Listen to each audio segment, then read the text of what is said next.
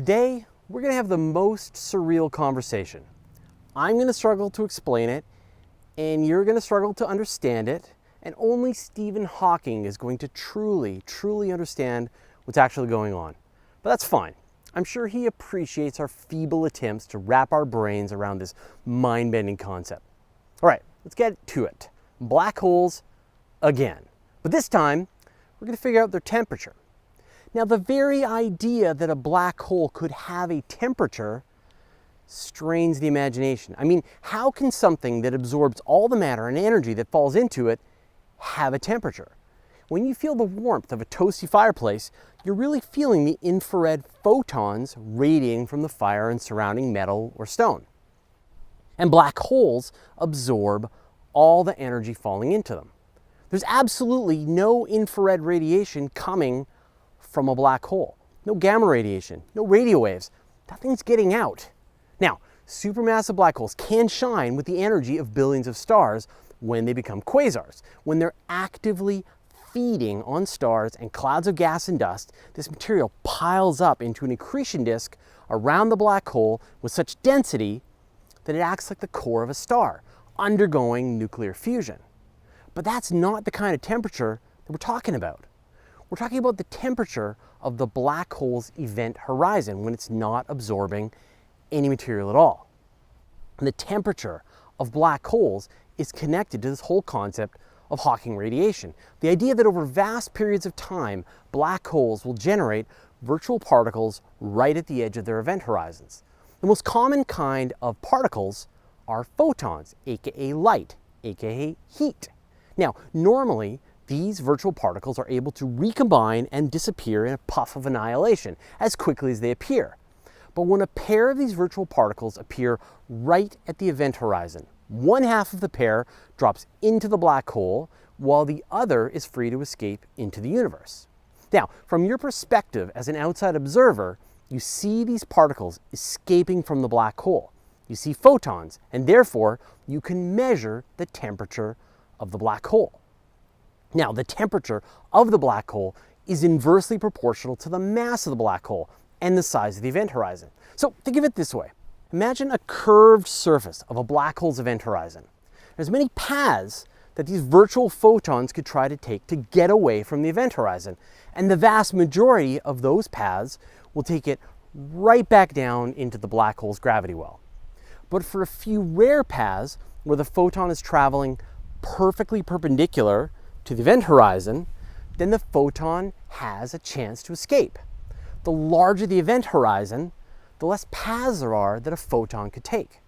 And since energy is being released into the universe at the black hole's event horizon, but energy can neither be created or destroyed, the black hole itself provides the mass that supplies the energy to release these photons. The black hole evaporates. Now, the most massive black holes in the universe, the supermassive black holes with millions of times the mass of the sun, will have a temperature of 1.4 times 10 to the negative 14 Kelvin. That's low. Almost absolute zero, but not quite. A solar mass black hole might have a temperature of only 0.0000006 Kelvin. Now, we're getting warmer.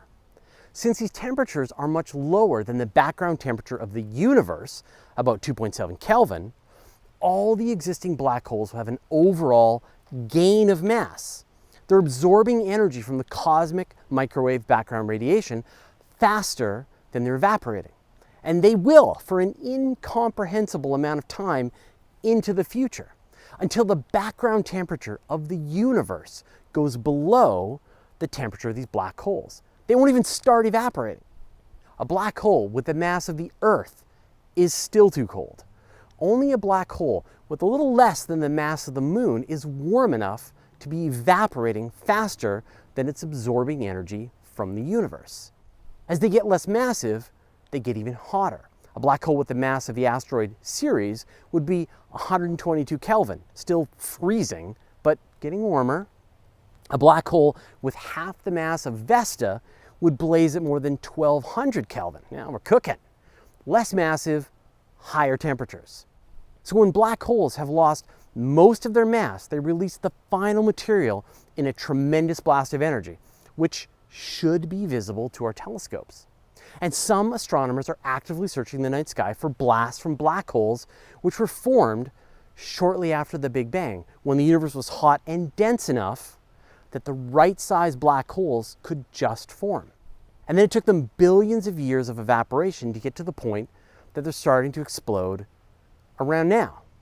Now, this is just conjecture, though. No explosions have ever been linked to primordial black holes so far. It's pretty crazy to think that an object that absorbs all the energy that falls into it can also emit energy. And well, that's the universe for you. And thanks for helping us figure it out, Dr. Hawking. I'm guessing you'd like to hear more about black holes, so let me know your topic idea in the comments. We might turn it into an episode or tackle it in an upcoming question show. In our next episode, we wonder if we're actually living in a simulation. Oh, and make sure you stick around for the blooper. Last week, I let you know about AstronomyCast. This week, I'd like to direct you over to the Universe Today Instagram page. Every day, we hand the keys to our account over to a different astrophotographer who shares 3 amazing pictures of the sky. If you love pictures of space, you should check it out. And if you're an astrophotographer, use the hashtag UniverseToday and we'll check out your pictures. Thanks again to the 582 amazing patrons who help make these videos possible. They get advance access to videos, hang out with the team, and see no ads on Universe Today. We'd like to thank Matthew Zarelli, Stephen Chandler, Sean Case, Howard Weinberg, and the rest of the members who support us in making great space and astronomy content. If you'd like to be part of this community, go to patreon.com/universetoday. We'll take it right back down into the gravity hole, right back down into the black hole's gravity well, into the gravity hole.